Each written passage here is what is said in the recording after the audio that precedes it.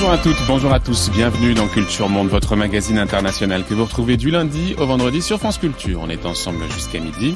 Une émission préparée ce matin par Antoine Dulster et Bertille Bourdon, mais aussi Mélanie Chalandon, Margot Leridon et Nicolas Sendé, réalisée par Benjamin Hu et mise en onde ce matin par Baptiste Lénard.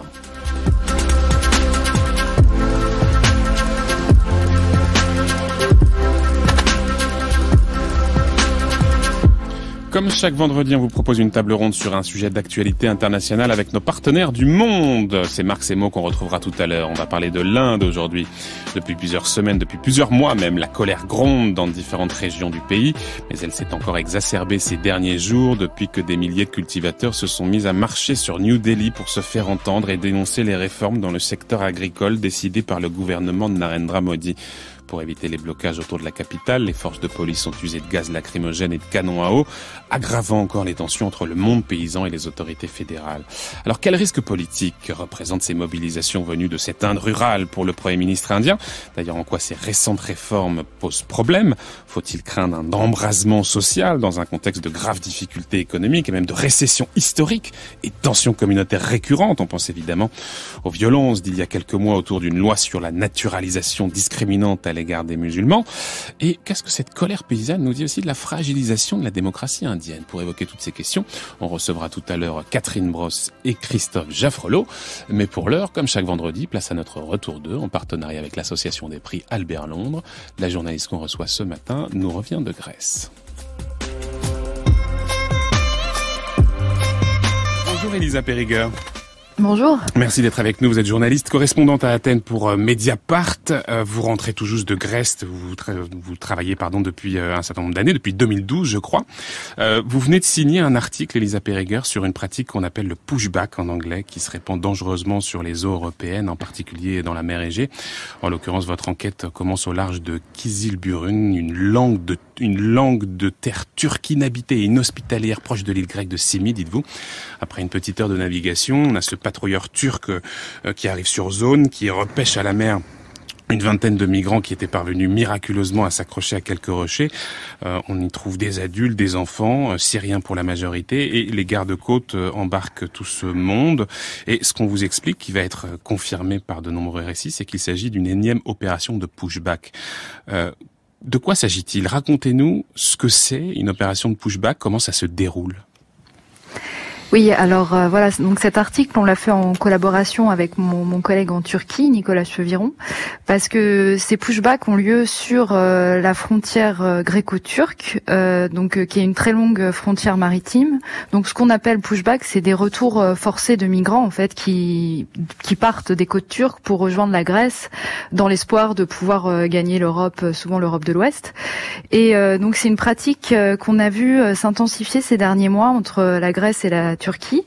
Donc les bateaux sont renvoyés du côté turc et donc a priori par les gardes-côtes grecs qui organisent ces retours. Et c'est une intensification qu'on a notée depuis à peu près le mois de mars, sachant que cette pratique a toujours existé. Si je me trompe pas, Elisa Périger, on fait pas que repousser les bateaux. C'est-à-dire que d'abord, dans un premier temps, on fait monter tout le monde à bord. Ensuite, on met à l'eau des petits bateaux pneumatiques qui souvent ont été achetés en Grèce. Et ensuite, on les remet dans ces bateaux et on repousse tous ces migrants vers les côtes turques, c'est ça? Oui, alors en fait, voilà, il y a plusieurs types de procédé, quoi, ouais. Et il y a des procédés différents, mais c'est justement là qu'on voit qu'il y a une réelle organisation, parce que c'est organisé, c'est-à-dire qu'il y a eu différentes remontées à la fois des migrants et des gardes-côtes turcs, qui sont ceux qui principalement dénoncent aujourd'hui ces pushbacks grecs. Donc il y a la première option, c'est les bateaux sont encore en mer, les gardes-côtes grecs les voient, les signalent et les repoussent, ou alors enlèvent les moteurs. Donc ça, c'est des témoignages qui ont été rapportés notamment à des ONG qui surveillent beaucoup ce genre de pratiques. Et on a la deuxième option où effectivement les migrants vont mettre carrément le pied à terre sur une île grecque. Et là, il y a une stratégie de retour qui est organisée avec effectivement des bateaux qui sont de marque grecque, qui est une marque grecque qui existe au Pirée. Et donc, d'après les gardes-côtes turcs, sur 17 000 migrants qu'ils ont récupérés cette année en mer, selon eux, il y aurait 30 à 40% qui seraient des refoulés justement depuis la Grèce.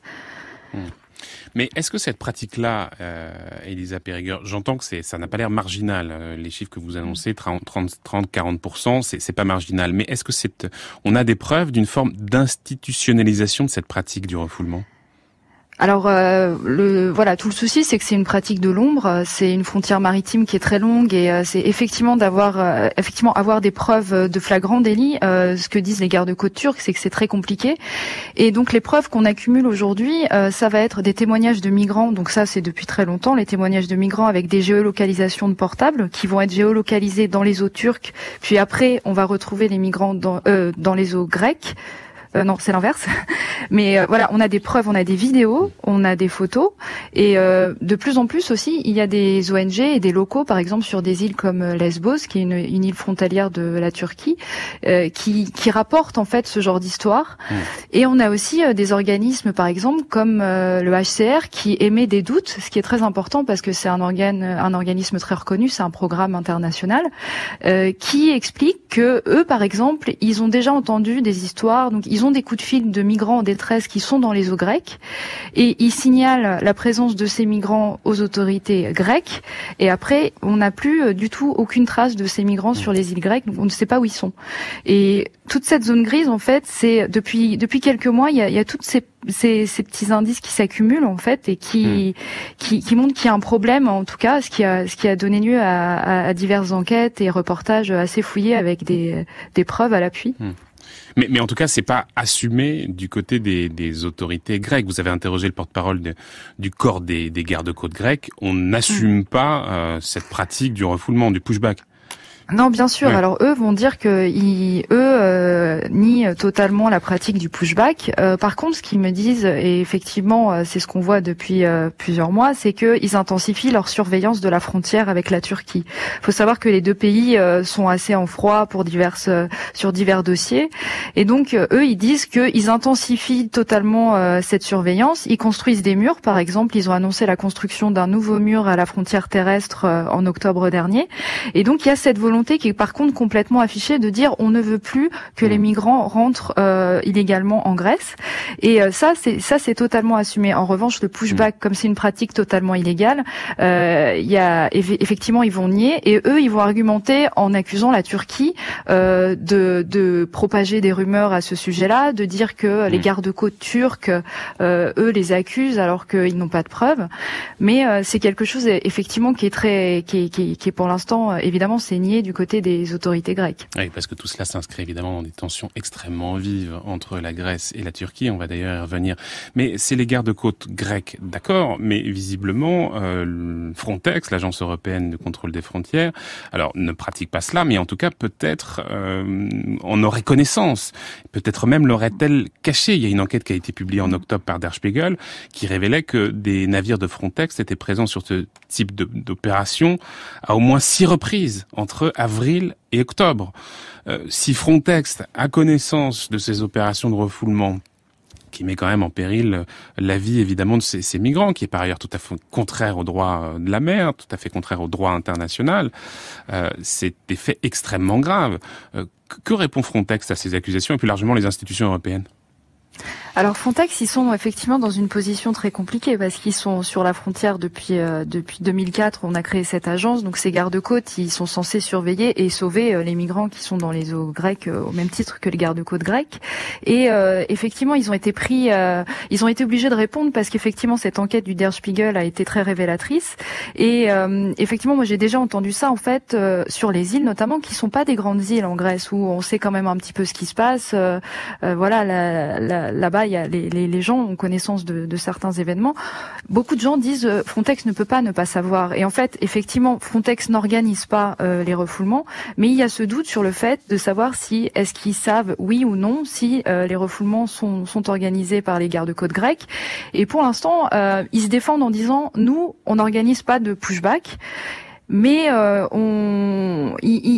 ne disent pas s'ils savent ou pas qu'il y a des pushbacks en fait. Mais pour l'instant, il y a une enquête en interne qui est en train d'être menée. Le patron de Frontex a redit, parce que maintenant il y a une communication énorme pour qu'il n'y ait pas de confusion, on ne refoule pas les migrants. Mais le problème en réalité, c'est que cette pratique européenne, cette pratique grecque qu'on dénonce, a priori, on voit qu'elle apparaît dans d'autres pays aussi, c'est-à-dire ces pratiques de pushback, on en entend parler aussi en Bulgarie, en Croatie, et il y a beaucoup de remontées, notamment cette année 2020. Et Frontex, c'est quand même l'institution européenne qui est censée superviser tout ça. Donc effectivement, elle doit absolument apporter des éclaircissements là-dessus, ce qui n'est pas le cas pour l'instant. Revenons un instant, si vous voulez bien, Elisa Perriger, sur les tensions entre la Grèce et la Turquie. Il y a eu un moment très très difficile entre les deux pays, c'était mars dernier, quand Erdogan a annoncé l'ouverture des frontières turques avec la Grèce après cette offensive sur l'enclave syrienne d'Idlib.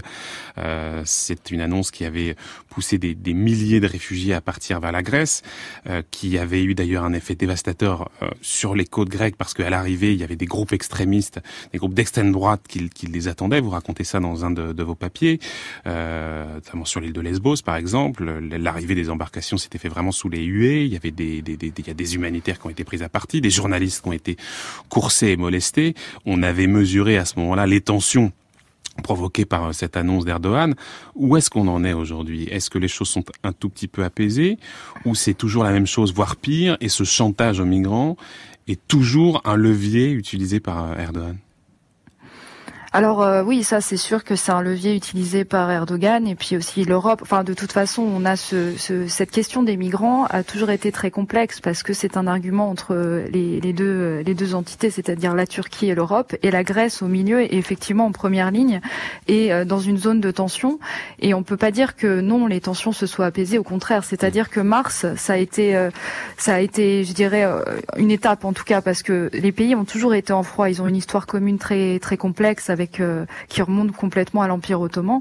Mais depuis mars, en fait, ce qu'on a remarqué, c'est que cet épisode de tension qui est justement lié au phénomène migratoire a permis à la Grèce de justifier le fait qu'elle barricadait encore plus ses frontières et de fermer encore plus sa frontière avec la Turquie. Donc, comme je disais tout à l'heure, ils construisent un mur dans le nord de la Grèce de 27 kilomètres. Mais ils vont aussi installer des caméras, ils vont renforcer leurs effectifs militaires à la frontière.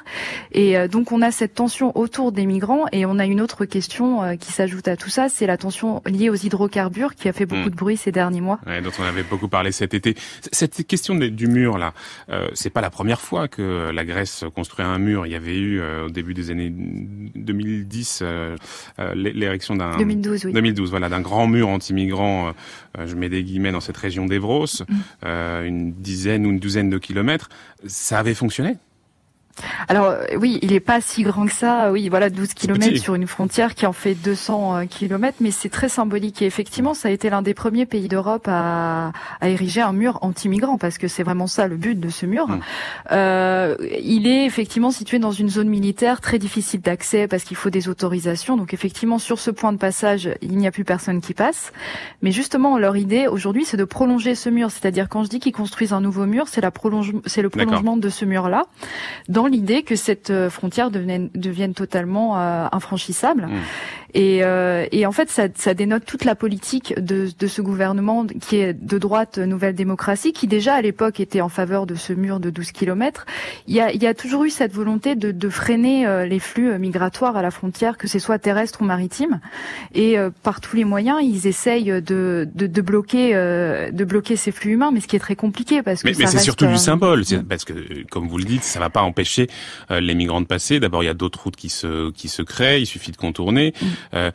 Et c'est intéressant. On va revenir évidemment sur ce gouvernement qui a remplacé celui d'Alexis Tsipras, mais il y a quelques mois, c'est pareil, il y a une autre annonce d'un mur, en tout cas un système de protection flottant, c'est-à-dire une construction en pleine mer censée empêcher les bateaux d'arriver.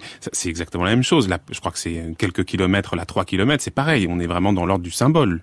C'est de la pure communication. Exactement. On ne sait même pas s'il va être mis en place. Alors voilà, ce on mur ne sait flottant. pas. Ils l'ont acheté. Il y a eu des rumeurs comme quoi finalement ça ne se fera pas. Moi, j'ai pas réussi à voir. J'ai contacté les autorités pour savoir où ça en était. En tout cas, oui, ils ont dépensé pour mettre une barrière flottante, ce qui ça avait suscité énormément d'indignation, évidemment, chez les locaux, les pêcheurs à Lesbos, qui disaient mais qu'est-ce que ça va être. Enfin, c'est vraiment c'est anecdotique, et puis c'est vraiment de l'ordre du symbole. pour aussi provoquer la Turquie. Je pense qu'il y a aussi cette idée de dire à la Turquie, regardez, surveillez aussi les départs de vos côtes.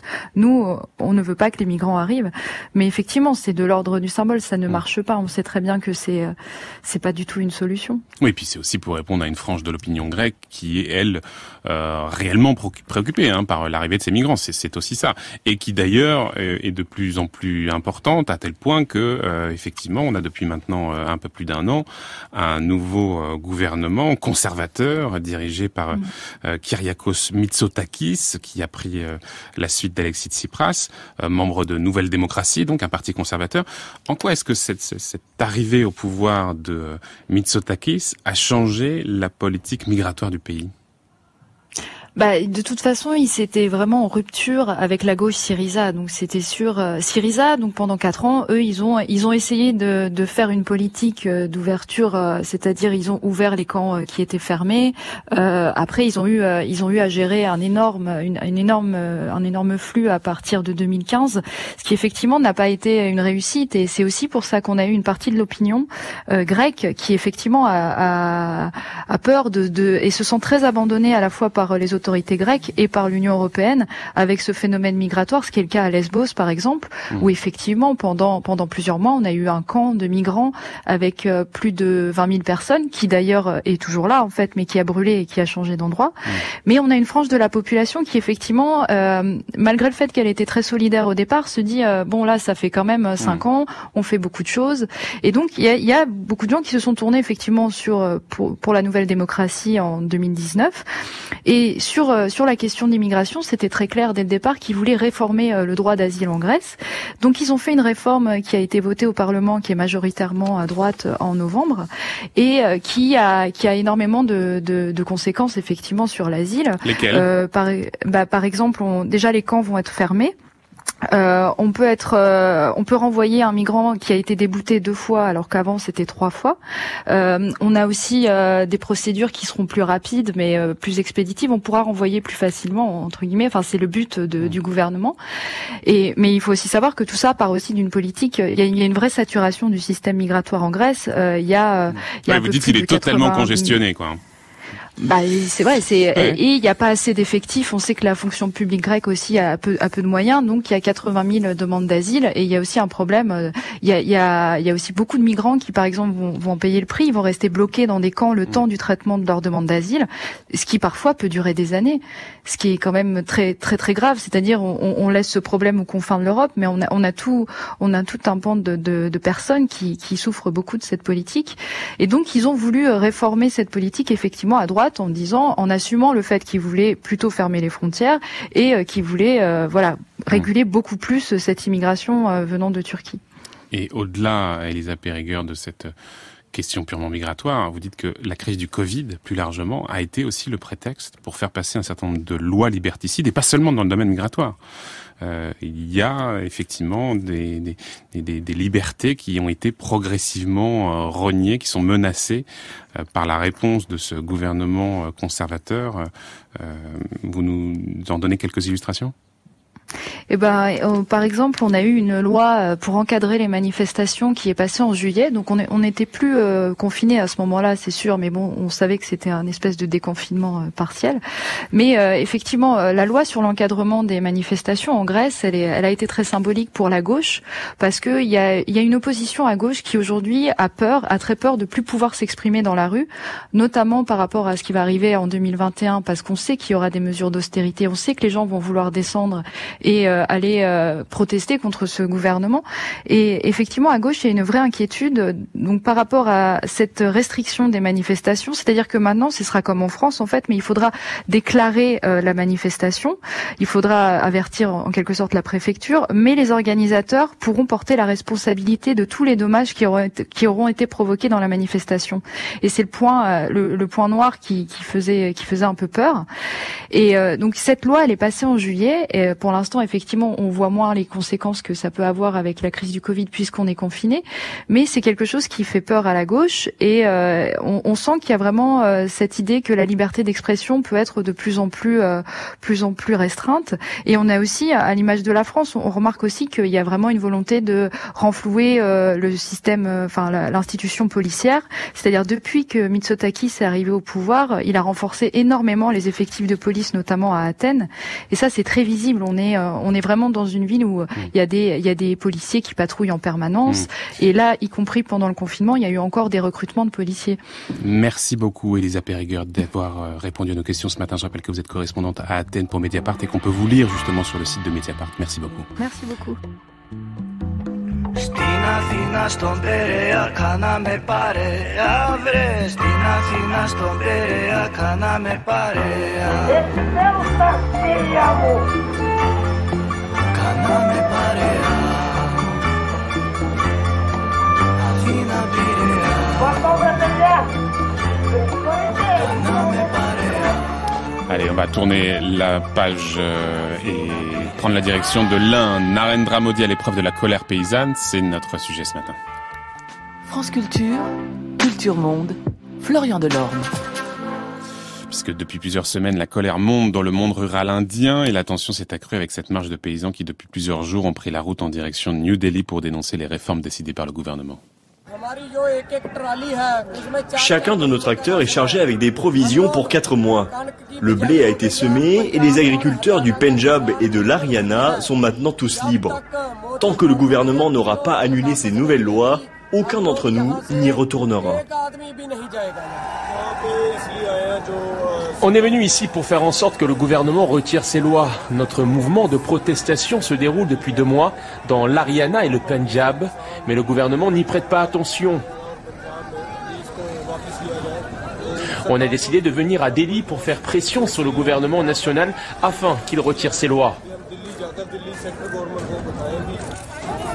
Alors quelles sont justement ces réformes qui ont poussé les paysans sur les routes? En quoi pose-t-elle problème? Quel risque politique pour Modi aussi dans ce pays touché par le Covid et où le confinement a provoqué la plus grave crise économique de l'histoire du pays? Et que nous dit cette colère aussi d'une forme de dégradation de la démocratie indienne tenue d'une main de fer par le nationalisme hindouiste de Narendra Modi? Pour évoquer ces questions, on a invité ce matin d'abord Catherine Brosse, bonjour. Bonjour. Merci d'être avec nous. Vous êtes économiste, maîtresse de conférences à l'université Gustave Eiffel et chercheuse à l'IRD, l'Institut de recherche pour le développement. Avec nous également Christophe Jaffrelot, bonjour. Bonjour. Merci d'être avec nous aussi. Vous êtes directeur de recherche aux séries Sciences Po et au CNRS. Comme tous les vendredis, nos partenaires du monde, c'est Marc Semo qui est avec nous. Bonjour Marc.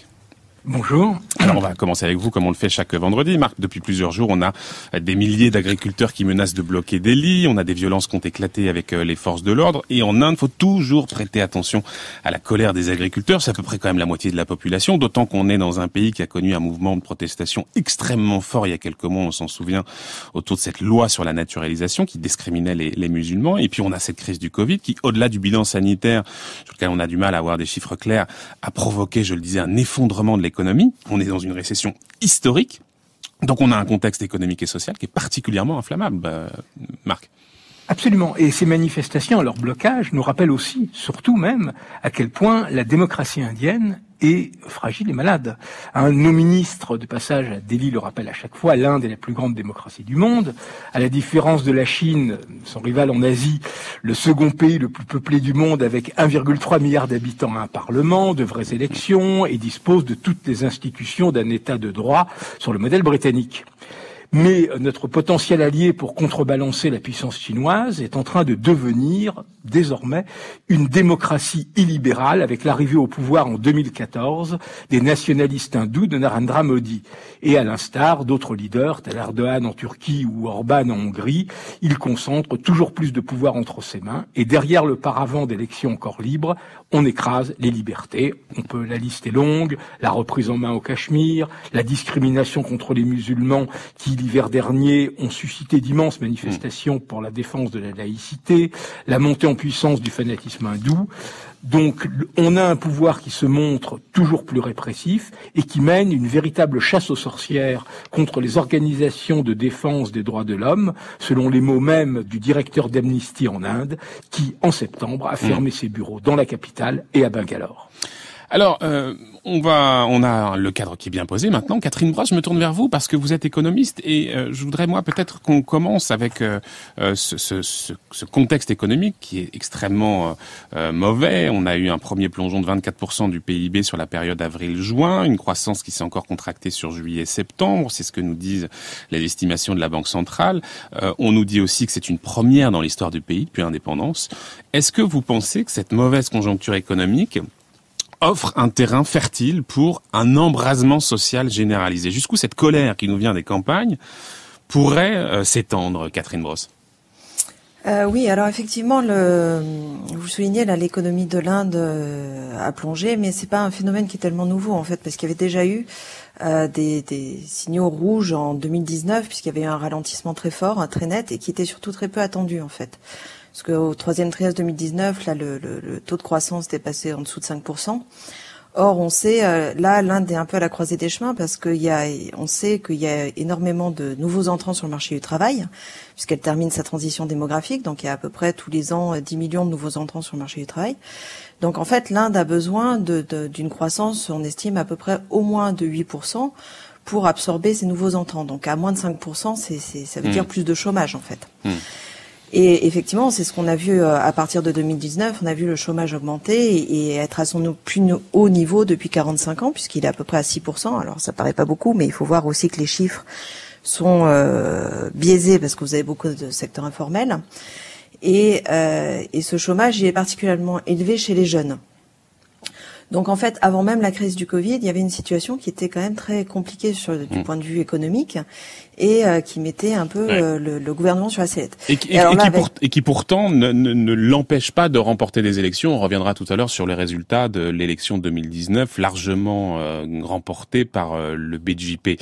Christophe Jaffrelot, peut-être première intervention sur ce contexte général. Jusqu'où est-ce qu'il vous semble que un embrasement généralisé est à craindre?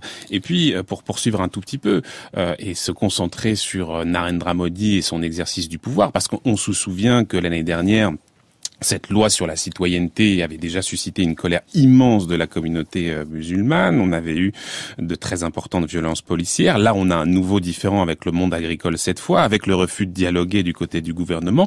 On a le sentiment qu'il y a chez Modi peut-être une volonté de jouer la carte justement du rapport de force et de la confrontation. On a le sentiment que on est plus dans une logique d'opposition que dans une logique de recherche du consensus, Christophe Jaffrelot.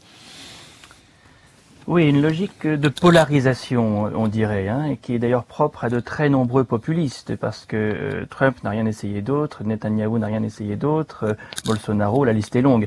Polariser pour réussir à solidariser, cimenter une majorité relative derrière soi contre les autres. Alors, l'autre, jusqu'à présent, c'était le musulman, et la majorité hindoue était considérable, puisqu'il y a 80% d'hindous en Inde.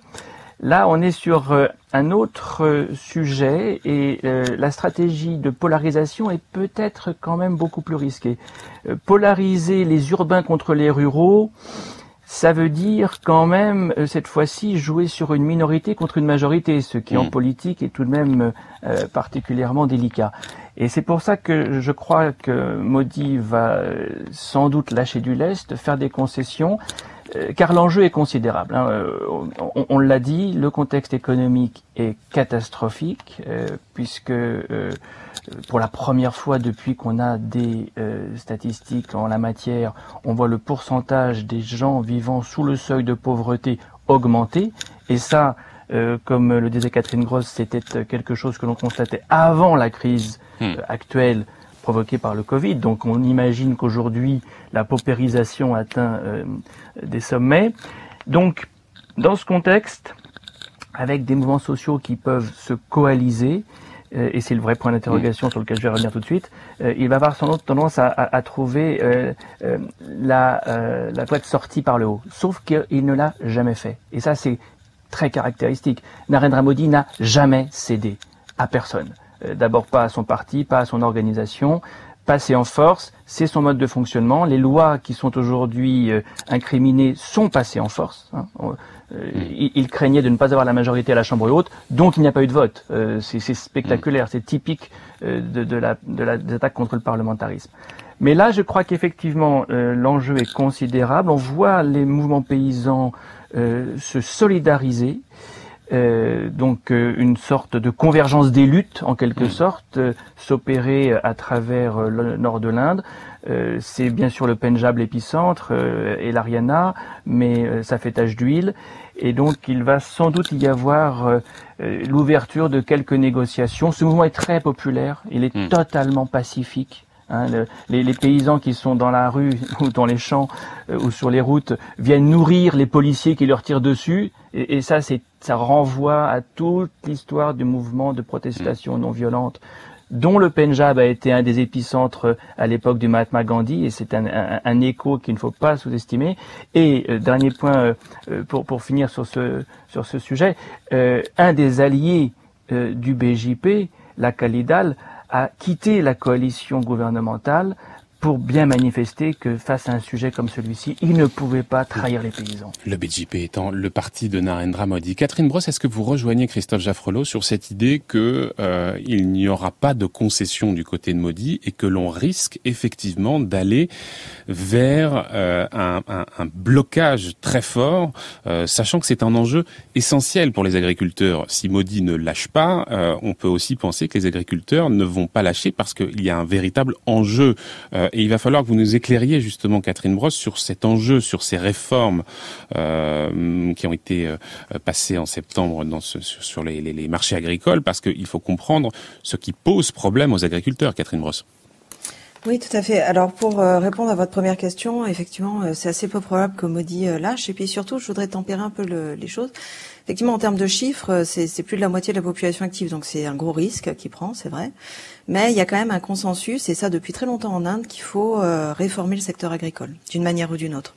Parce qu'en fait, le secteur, et là, ça répond à votre deuxième question, le secteur agricole en Inde a été est vu comme étant très sclérosé parce qu'il y a eu un interventionnisme très fort de l'État qui a été mis en place dans les années 50-60, donc à l'époque où l'économie de l'Inde était semi-dirigée et semi-planifiée. Et donc, en fait, dans le secteur agricole, il y a un interventionnisme très fort que Modi veut essayer de supprimer. Parce qu'en fait, pour expliquer un peu la nature de la réforme, dans l'agriculture, les agriculteurs ne sont pas libres de vendre leur production à qui ils veulent. Ils doivent la revendre à ça s'appelle des APMC, c'est-à-dire des revendeurs agréés par l'État. Donc l'État, et pour beaucoup, l'État lui-même.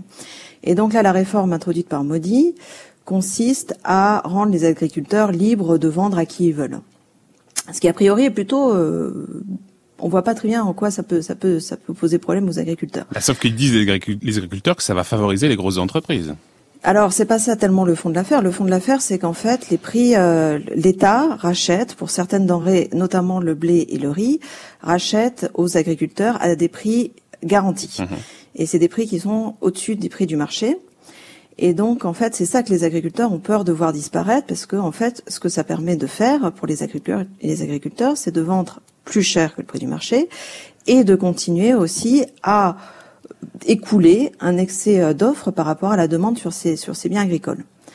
Et donc, en fait, c'est ça qui inquiète principalement les agriculteurs. C'est pas tellement cette réforme en soi, c'est de voir saboter, en fait, ce système très interventionniste de l'État, mais qui est aussi reconnu par beaucoup d'observateurs et qui est reconnu comme étant responsable du fait qu'en Inde, vous avez une agriculture qui est extrêmement peu productive, qui est très intensive en main-d'œuvre et qui contribue à 15% du PIB, mais qui emploie la moitié de la population active. Donc on voit bien que c'est très peu productif et qu'il y a des sources de croissance à aller chercher de ce côté-là. Avec des risques évidemment, qui est que si vous augmentez la productivité dans le secteur agricole, vous libérez de la main-d'œuvre, qui là encore doit être employée quelque part. Et la croissance indienne sur les dernières années a pas du tout été créatrice d'emplois. Elle en a même en fait détruit. Donc c'est un peu à double tranchant en fait cette réforme. À la fois ça permet de booster le secteur agricole qui est de l'avis de tous, de tous les bords politiques, qui doit être réformé, mais qui est passé en force, ça c'est vrai, et qui va aussi avoir des conséquences sociales importantes parce que ce système d'intervention de l'État, il garantit aussi l'accès pour les foyers les plus pauvres, qui sont en dessous du seuil de pauvreté, à des denrées agricoles à prix aussi subventionnés, en fait. Christophe Jaffrelot, sur la réforme elle-même, sur ses effets économiques et sociaux, et puis de façon plus générale ensuite, on va essayer de regarder ce qui a été fait depuis l'arrivée de Modi en la matière, parce qu'il faut se souvenir que Modi a fait beaucoup de promesses aux paysans, qu'il a régulièrement répété qu'il s'engageait à doubler leurs revenus d'ici 2022.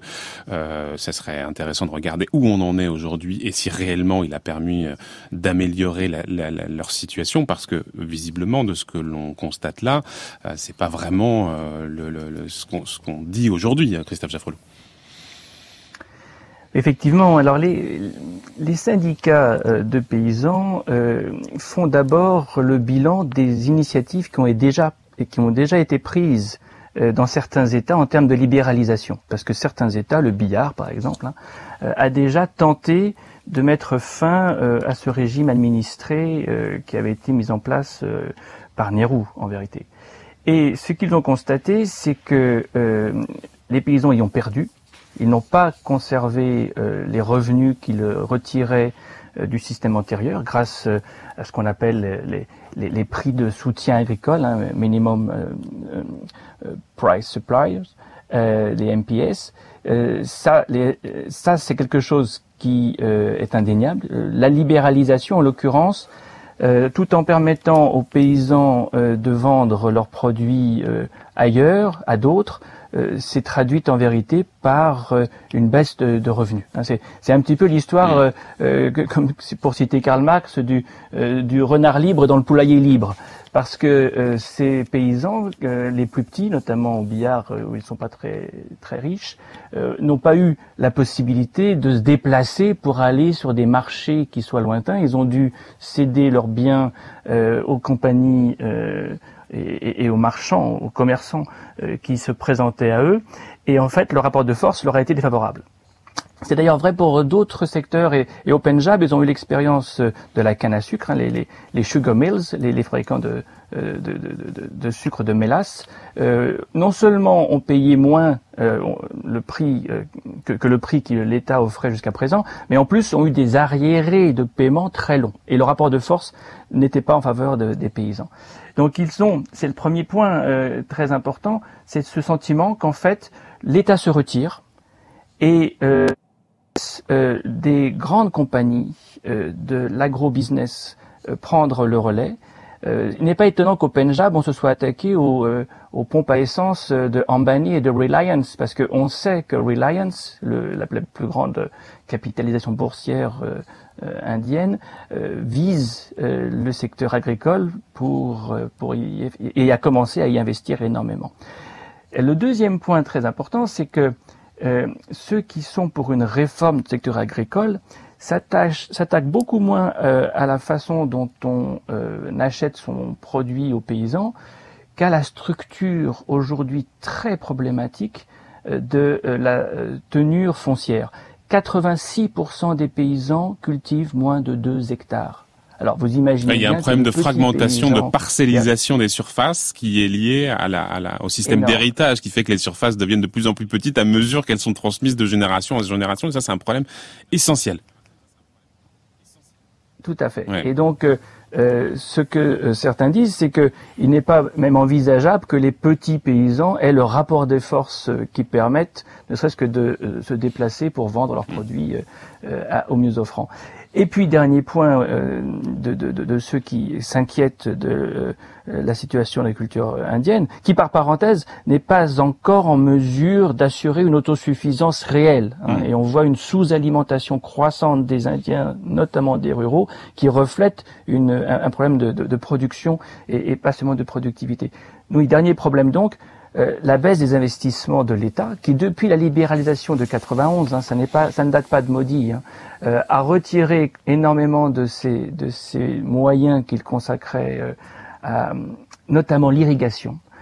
L'eau l'eau devient un énorme problème. Alors, c'est lié au fait que les canaux ne sont pas entretenus, il n'y a pas l'investissement public qu'il faudrait pour cela, mais c'est lié aussi au fait que les nappes phréatiques baissent considérablement, notamment dans les régions où l'on fait beaucoup de canne à sucre, et c'est notamment le cas du Pendjab.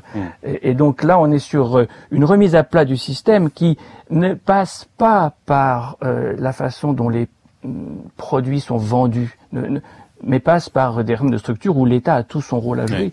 Et c'est bien ce que craignent les paysans, c'est que l'État se désinvestisse. Problème d'irrigation, problème foncier, problème aussi de l'endettement des paysans, on n'en a pas parlé, mais il y a une montée en puissance du nombre de suicides chez les paysans, et en particulier à cause des niveaux d'endettement qui pèsent sur leurs épaules et qui devient de plus en plus insoutenable. Mais si on quitte un tout petit peu, Catherine Brosse, le monde paysan à proprement parler, et qu'on regarde un peu le bilan économique de Narendra Modi, parce que au-delà de la conjoncture que j'évoquais tout à l'heure, Catherine Brosse, qui n'est évidemment pas bonne du tout à cause de son confinement qui a provoqué l'effondrement historique de l'économie, beaucoup d'observateurs s'accordent à dire que le bilan économique de Modi n'a pas été très bon, peut-être en tout cas pas à la hauteur des attentes. C'est ce qu'on entendait beaucoup chez les observateurs quand on a eu la campagne pour les élections de 2019. Et pourtant, justement, ces élections de 2019, elles avaient été remportées, et largement, par le BJP, plus de 45% des voix contre 27% pour la coalition d'opposition emmenée par son chef de file Rahul Gandhi. Alors, première question, est-ce que vous êtes d'accord, Catherine Brosse, pour dire qu'au fond, le bilan économique de Modi, qui a réformé l'économie à grands coups de libéralisation, n'est pas aussi satisfaisant qu'on aurait pu l'espérer, et comment comprendre ce paradoxe qui est que malgré ce bilan tout à fait maigre, voire pas très bon, eh bien il arrive à gagner des élections et il arrive à jouir d'une popularité encore extrêmement forte. Catherine Brosse. Oui, alors sur le bilan économique, c'est vrai qu'il est pas bon, ça c'est certain. En plus, il y a eu des idées quand même franchement saugrenues avec la démonétisation dans le premier mandat Modi, qui a été un gros choc pour l'économie indienne. Donc, il a été le retrait en fait du jour au lendemain des coupures, du cours légal des coupures les plus utilisées. Et donc, il a été un gros choc. Et alors, c'est assez fascinant de voir que cette démonétisation qui a été tout sauf efficace, qui a été même très nuisible, a pas du tout entamé la popularité de Modi. Parce qu'en fait, je pense que la popularité de Modi, elle repose pas tellement sur des éléments concrets et de réflexion, elle repose sur l'image qu'il projette et sur les émotions. Et en fait, Modi est dans cette réforme aussi agricole, mais aussi dans la réforme GST, enfin dans toutes les réformes d'ordre économique qu'il a pu prendre. En fait, ce qu'il essaie de projeter, c'est l'image d'un leader fort qui prend des risques et qui fait quelque chose. Et ça marche bien en fait. Et que ce quelque chose soit bien ou pas, à la rigueur, c'est même plus vraiment la question. Au moins, beaucoup de citoyens indiens se disent, au moins on a quelqu'un qui fait quelque chose. Et je pense que ça explique aussi un peu ce style très brutal pour passer des lois, pour passer un certain nombre de choses, pour décider d'un confinement sans concertation avec les États. Enfin, je veux dire, c'est tout sauf la concertation. Et un autre élément, je pense, qui est important à comprendre dans cette réforme agricole, c'est qu'en fait, ça revient à la reprise en main par le centre de la politique agricole qui était souvent de la compétence des États. Et en supprimant, à terme, ça risque de supprimer donc ces marchés, ça attaque aussi au portefeuille un certain nombre d'États agricoles qui tirent beaucoup de recettes fiscales de cette organisation par l'État du marché des denrées agricoles. Donc, si vous voulez, il y a aussi derrière tout ça à la fois des États qui seraient majoritairement tenus par l'opposition, et donc une instrumentalisation politique derrière pour affaiblir justement le camp d'en face. C'est le cas par exemple du Pendjab. Le Pendjab tire énormément de recettes fiscales, enfin une recette fiscale conséquente de ces APMC, de ces marchés régulés. Et en plus, légalement aussi, c'est la façon pour le centre de dire je décide, vous n'avez plus tellement de politique à mener en réalité. Donc une centralisation du pouvoir. Marc Semo et puis ensuite Christophe Jaffrelot. Marc Semo. Alors, justement, à propos de cette centralisation du pouvoir, est-ce qu'il n'y aura pas, justement, vu la faiblesse, somme toute, de ce bilan économique, vu ces nouvelles tensions, nécessairement, de la part de Modi, une espèce de tentation de la surenchère nationaliste et en même temps un pouvoir qui risque de devenir de plus en plus autoritaire, un peu selon, justement, la dérive que l'on voit aussi bien dans la Turquie d'Erdogan que dans d'autres régimes similaires? Surenchère nationaliste, Christophe Jaffrelot? Oui, et autoritarisme, c'est-à-dire qu'on voit effectivement une transition s'effectuer depuis la réélection de Modi en 2019 du populisme vers l'autoritarisme. Alors, les deux ont partie liée, on le sait. Quand un leader populiste dit « je suis la nation », eh bien, toute opposition est illégitime et considérée comme antinationale. Donc il y a déjà dans le populisme des graines, des ferments d'autoritarisme. Mais il est certain que, en ayant remporté un second mandat, Modi a assuré sa souveraineté, sa suprématie, au détriment d'institutions aussi importantes que le Parlement, et qu'il s'est attaqué, comme vous l'avez rappelé d'ailleurs, aux ONG. Amnesty n'est pas la seule à avoir souffert de ce régime. On est passé d'une trentaine de milliers à une dizaine de milliers d'ONG en Inde. C'est vrai aussi de tous les partis d'opposition qui sont dépecés, empêchés de s'exprimer. Il y a des dizaines de journalistes aussi maintenant en prison en Inde, sous couvert d'ailleurs de lutte contre la pandémie. On considère que s'attaquer à la façon dont l'État gère la crise, c'est irresponsable, et donc les journalistes sont mis au pas. Là, on a tout à fait effectivement une évolution. La question que vous posez, qui est effectivement très importante, c'est pourquoi reste-t-il populaire dans ces conditions? Et il y a effectivement un trait de culture politique. C'est-à-dire qu'on a une culture politique où l'homme fort jouit d'un charisme particulièrement important. Le charisme, comme Max Weber l'explique, ce n'est pas nécessairement celui du Mahatma Gandhi, celui de l'homme quasiment saint, au sens où Gandhi pouvait l'être, sacré. Non, le charisme, c'est ce qui, nous dit Weber, à ce leader qui fait des choses exceptionnelles. Et Modi fait des choses exceptionnelles. Il a fait la démonétisation, il a attaqué le Pakistan avec son armée, il a supprimé l'autonomie du Cachemire. Waouh! Voilà un homme qui fait des choses. Et effectivement, elles sont pas forcément bonnes. Mais vous avez un trait de caractère, un trait de psychologie et une fascination pour le héros qui réussit ça. Rappelons-nous Indira Gandhi. Indira Gandhi avait fait l'état d'urgence. Elle avait stérilisé 8 millions d'Indiens. Et elle avait remporté les élections de 1980, quelques années seulement après. Donc là, on est forcément dans de la psychologie collective, et il faut faire de ce genre de discipline pour comprendre la politique parfois. Jusqu'où, Christophe Jaffrelot, et puis ensuite je vous donne la parole, Catherine Brosse, jusqu'où justement il peut aller Narendra Modi? Vous parliez effectivement de cette intervention militaire du côté du Pakistan. On pourrait aussi mentionner les heurts qu'il y a eu cet été entre l'Inde et la Chine dans la région de l'Himalaya. Il y a quand même eu le bilan le plus lourd depuis 1975 dans cette région qui est disputée depuis très longtemps et où les différends rejaillissent très régulièrement.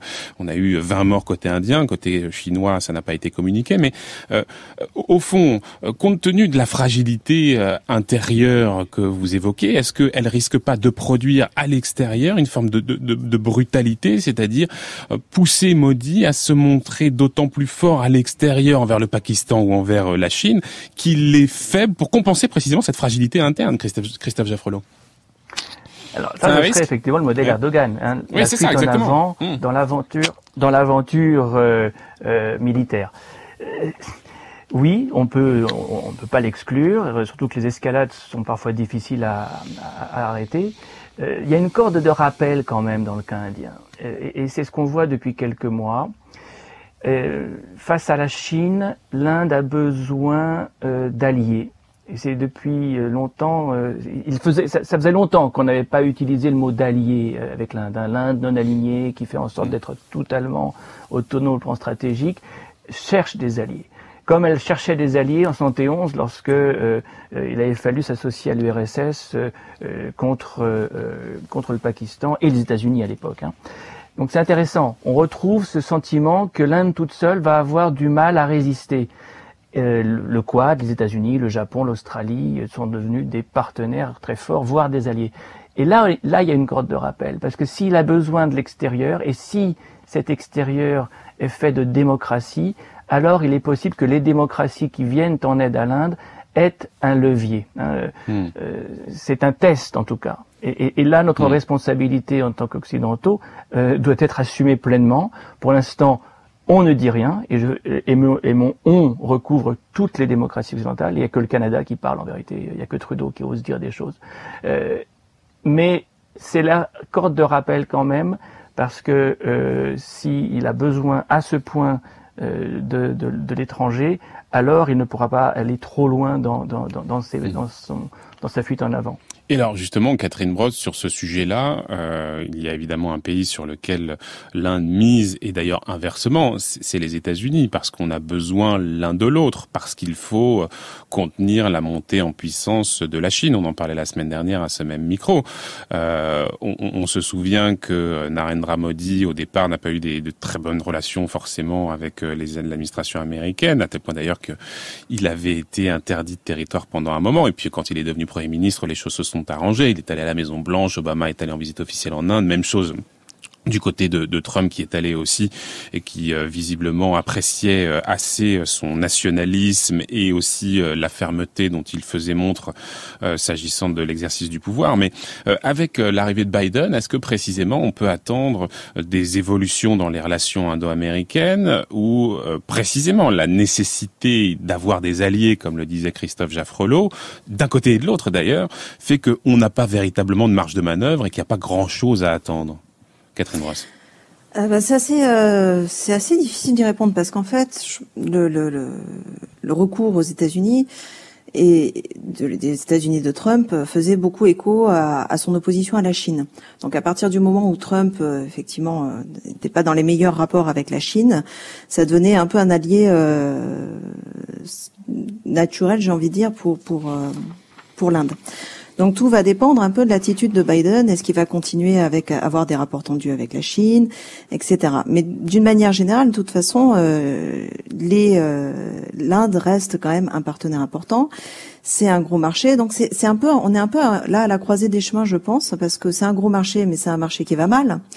C'est les relations entre l'administration Biden et la Chine, on ne les connaît pas encore très bien et qui vont avoir aussi des répercussions sur la façon dont l'Inde va se positionner. Donc c'est assez difficile de répondre à ce que l'élection de Joe Biden va changer dans les relations indiennes-américaines. Cela dit, il faut aussi garder à l'esprit qu'il y a une énorme diaspora aux États-Unis indienne, donc il y a quand même des liens naturels qui se font entre les deux pays.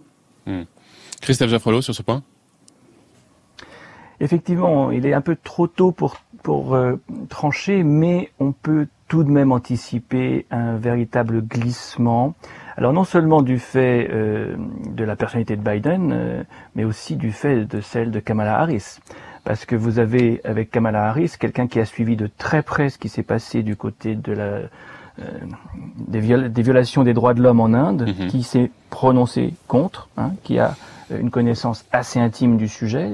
N'oublions pas que sa mère était originaire du Tamil Nadu et qu'elle était, comme on dit aux États-Unis, progressiste, ce qu'est aussi Kamala Harris. Donc il va y avoir un activisme sur le sujet des droits de l'homme, c'est ça que vous voulez nous dire?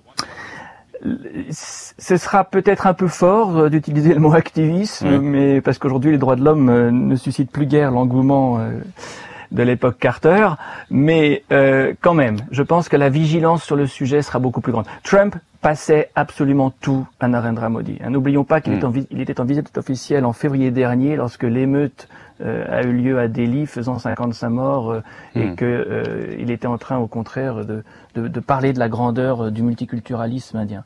Donc, ça sera forcément autre chose. Ça sera forcément différent. Maintenant, la vraie question, mais qui vaut pour les États-Unis comme pour l'Europe, c'est jusqu'où est-on prêt à ignorer ce que l'Inde fait à ses minorités et à ses pauvres, parce qu'on considère qu'elle est incontournable dans notre effort pour contenir la Chine.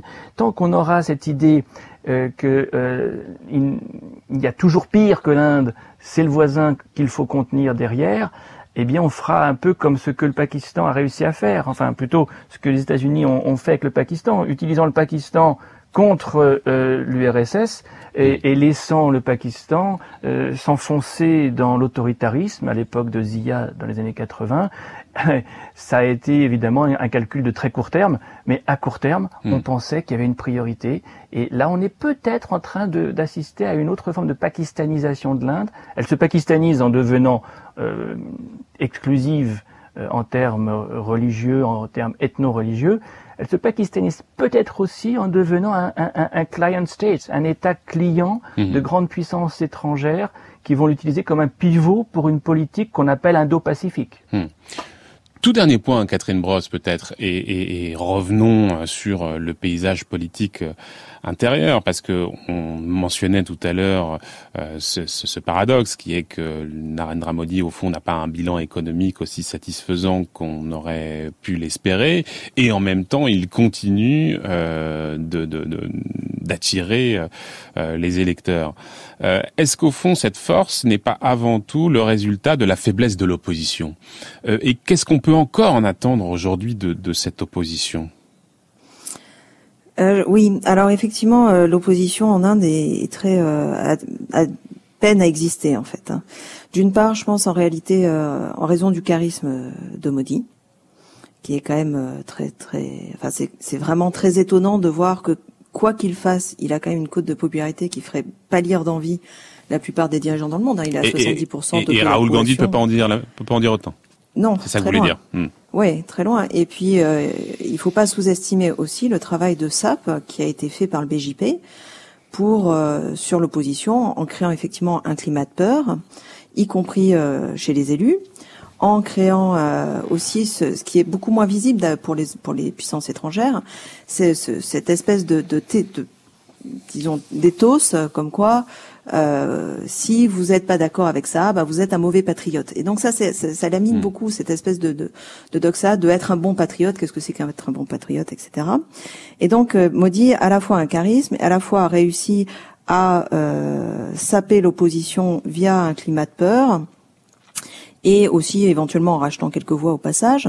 Donc effectivement, l'opposition, elle va beaucoup de mal à exister en Inde. Ouais. Et en plus, le Congrès, quand même, et surtout la dynastie Gandhi, traîne quelques casseroles derrière eux, et notamment, je dirais, l'exact inverse, quelque part, de Modi, c'est-à-dire le parti qui a pas fait grand-chose, qui est là depuis très longtemps, qui ronronne, etc. Et donc, il y a qui a quand même une relativement mauvaise image. Ouais. Et qui a été aussi très largement corrompu avec des histoires de corruption, etc. Là où Modi est monsieur main propre. Christophe Jaffrelot, en quelques mots, on arrive vraiment au terme de cette émission, peut-être en guise de conclusion sur cette opposition qui peine à exister.